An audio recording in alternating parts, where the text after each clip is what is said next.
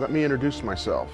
My name is Ken Auster. I am here in Northeast Harbor outside of Acadia National Park, and we're here to do a little painting of a small, vibrant metropolis. I try to put this part of the painting on as thin as I possibly can, and if I put it on too thick it won't work because I don't sketch first before I paint. I like to just go right into it and start the painting. And if it's not what I want, I'll wipe it off.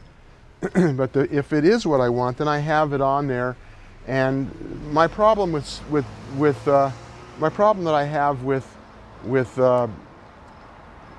sketching something first is that sometimes the sketches have a real nice spontaneity to them, and that spontaneity doesn't exist when you try to copy that sketch onto a canvas, because spontaneity and sketching is passion, and copying the sketch onto the palette or onto the canvas is intellectual. And again, intellectual is more of a rendering, and sketching is more passionate. And what we want to do in the painting part or in the drawing part is try to maintain as much passion as we possibly can.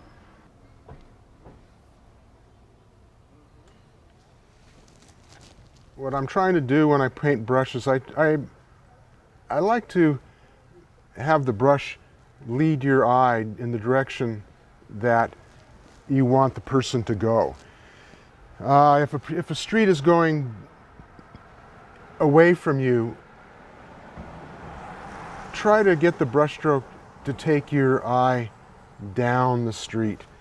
A lot of times I'll tell students to utilize in their mind the idea of a tennis ball and help use the paint as a sculptural tool as well as just filling in color. The oil paints allow you to create the illusion of sculpting.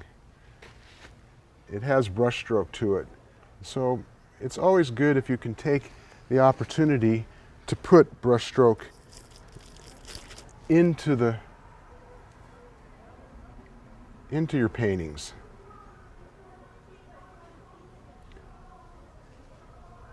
Too many times artists put too many focal points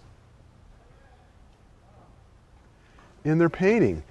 They want to put all the information. They want to develop it as much on the left side as they do the right side. And in doing so, the painting ends up not telling the viewer what it was that you really thought was the most important part of the painting. The goal, when I set out to start this painting, was to create something about this little town that was important to me as a painter.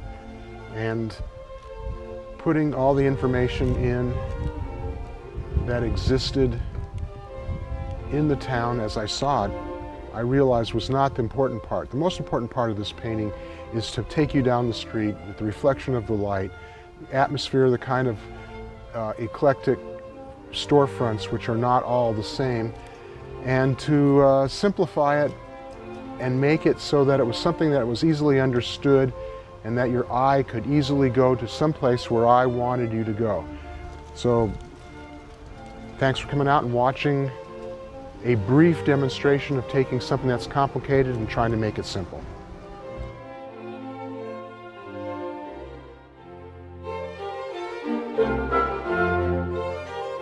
Now on DVD. To learn more, visit www.streamlineartvideo.com.